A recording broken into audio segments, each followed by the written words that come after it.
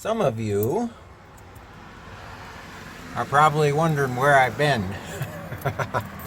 Well,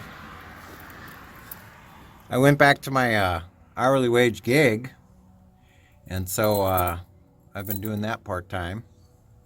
But behind the scenes, I've been doing just a little bit of stuff on Rusty. I ran a can of liquid moly diesel purge through the motor to just clean up, the injection pump and the injectors, which is something I didn't do when I was rebuilding the motor.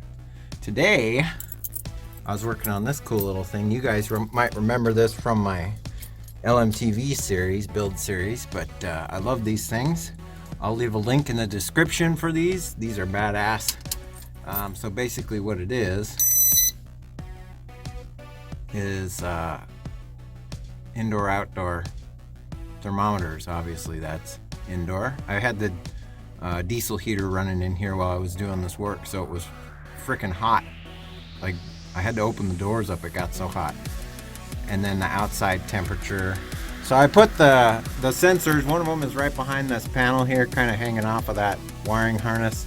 And then the other one sits kind of in front of the intake there, attached to the little lid, the access lid on the engine bay. But yeah, they work awesome. I also relocated the rear view camera monitor up higher, so it wasn't in the way so much when I was lifting up the engine cover. So yeah, I've just been tinkering and tuning and messing around with stuff in here to try and get everything ready.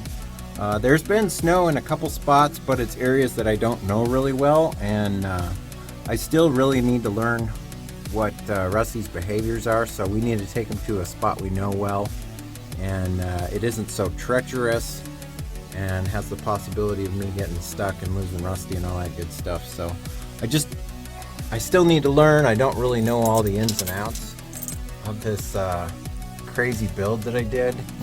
Let me kind of show you something else I've been working on. I got our snowshoes mounted on some quick clamps, I guess you could call them. I'll stick a link in the description for those too, but they're called quick fists. That's what they are, and they work pretty well. I bought 2 sets of them. I didn't know what I was going to use them for, but they're fairly inexpensive.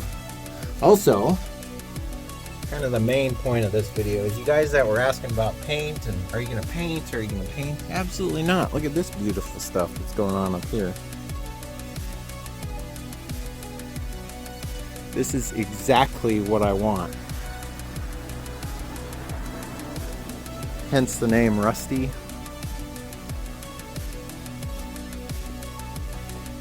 I'm gonna fall off of the snowcat. Hold on. See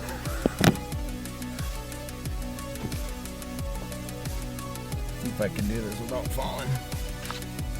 Okay, there we go.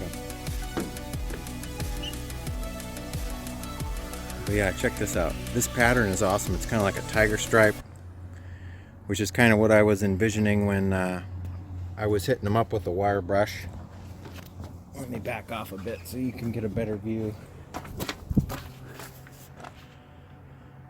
It's kind of hard to see when you step further away, but it is still there. On the sides here, this stupid phone camera is terrible with different lighting situations. Check this out.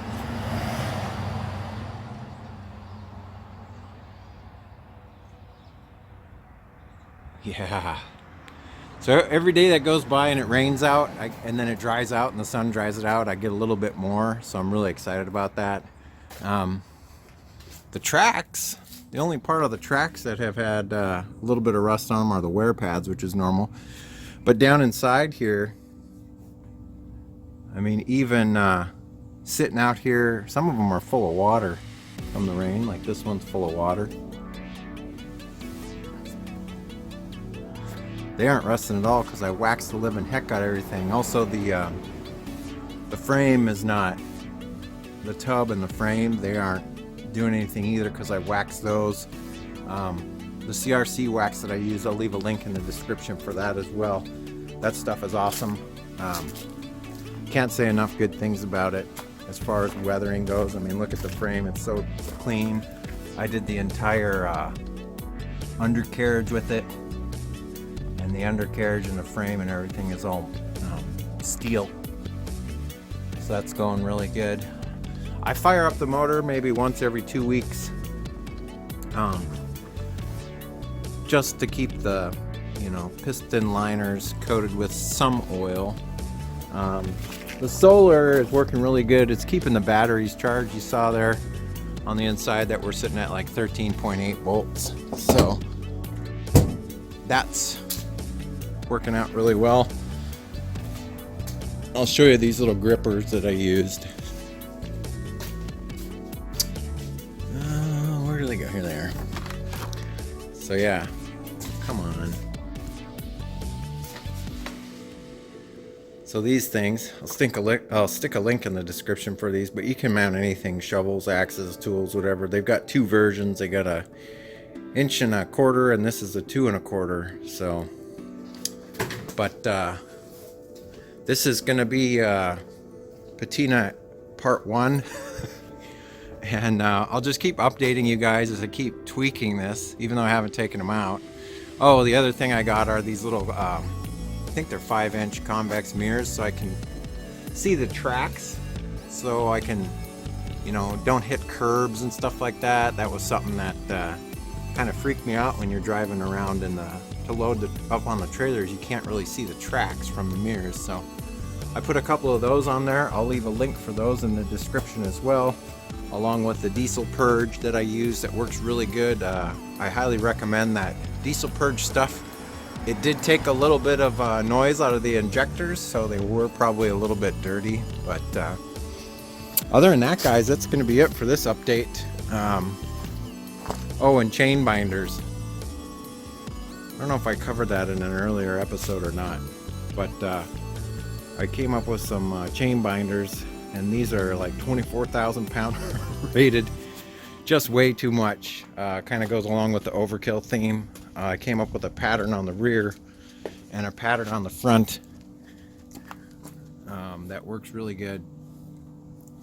And as far as DOT and federal and all that stuff goes, this thing isn't heavy enough to really equate to some of the stuff that they have. Like, they want you to run 1 binder per corner and stuff like that. Gets into like bulldozer and 50-ton equipment and all that stuff.